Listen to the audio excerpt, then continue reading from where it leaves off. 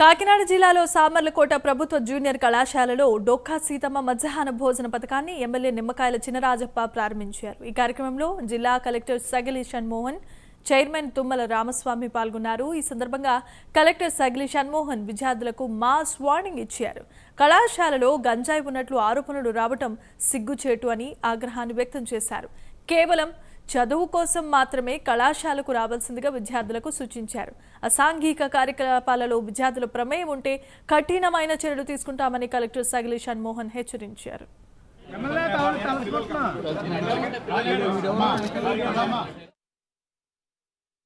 మీకు అది నవ్వొస్తుండొచ్చు అక్కడ చాలా మందికి. I'm telling you, after 10 years you remember me. ఇలా ఒకటి చెప్పాడు, నేను ఆ రోజు వినలేదు, నవ్వుకుంటూ ఉన్నాం. ఈరోజు రోడ్డు మీద ఉందానికి కారణం అదని మీరు రేపు మాట్లాడతారు.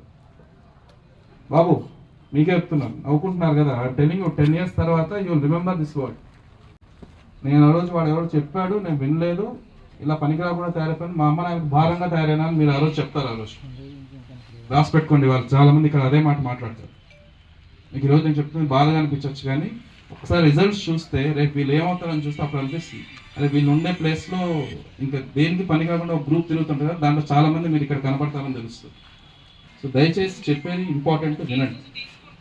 ప్రతిసారి చెప్పే అవకాశం రాదు, మీకు వినే పరిస్థితి ఉండదు.